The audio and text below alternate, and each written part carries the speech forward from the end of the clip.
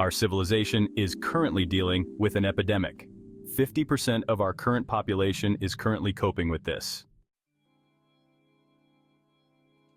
This condition causes other diseases such as Alzheimer's, cancer, dementia, heart disease, and diabetes. It will also make you fat and miserable. It will reduce the quality of your sleep. It will also affect your sex life. It will also cause anxiety, melancholy, and accelerated biological aging. The worst thing of it is that it is a quiet killer, and if you don't take charge, it will be too late. It's a scientific fact that the hormones of stress downregulate genes and create disease, long-term effects. Human beings, because of the size of the neocortex, we can turn on a stress response just by thought alone. We can think about our problems and turn on those chemicals. That means that our thoughts are currently making us sick, and if that is the case, then it is certain that our thoughts can also make us healthy. Thoughts can raise or lower our blood pressure, increase or decrease our heart rate, make us happy or sad, and alter the chemical composition of our blood. Hence, our thoughts are powerful. They have an impact on our immunity, heart health, and even how long we live. All species in nature can withstand short-term stress. A deer is hunted by a gang of coyotes. When it outruns the coyotes, it returns to grazing, and the incident ends. Stress is defined as when your brain and body are out of balance or out of equilibrium. The stress reaction is what the body undertakes to naturally restore order. But what happens when your stress trigger is constantly on because of your coworker at work? All day long, you're turning on those chemicals because they're pushing all your emotional buttons. When you activate the stress response and are unable to turn it off, you are heading towards sickness, since no creature in nature can exist in emergency mode for an extended amount of time.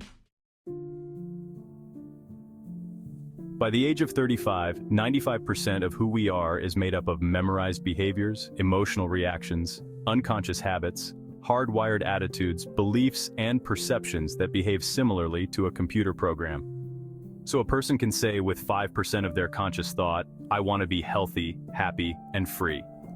If you believe that your thoughts have something to do with your destiny, and you can't think greater than how you feel, or feelings have become the means of thinking by very definition of emotions, you're thinking in the past, and for the most part, you're going to keep creating the same life.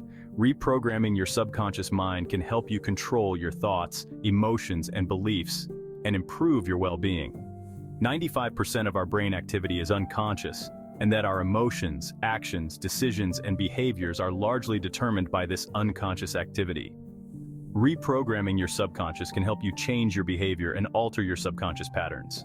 The subconscious mind is constantly learning from the conscious mind, which means it can be controlled and programmed, but programming the subconscious mind takes intentional work. Most people wait for a crisis, trauma, disease, or diagnosis, as well as loss or tragedy, to make a decision to change. But why? You can learn and change in a condition of anguish and suffering, as well as in one of joy and inspiration. When you reprogram your subconscious through a change in habit to health and feel empowered, you are taking the first step toward success.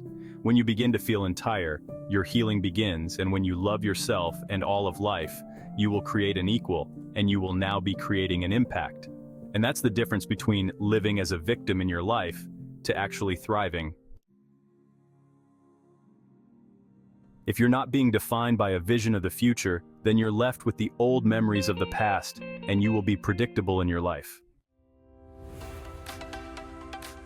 Cold showers, saunas, intermittent fasting, and heavy lifting are the 4 other physical activities that can help you manage stress.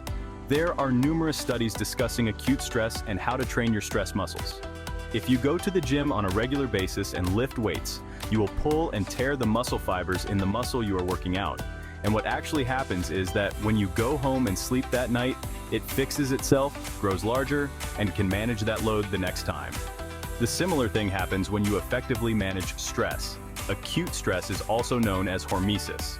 Hormesis is defined as a low amount of stress, resulting in astonishing physiologic benefits.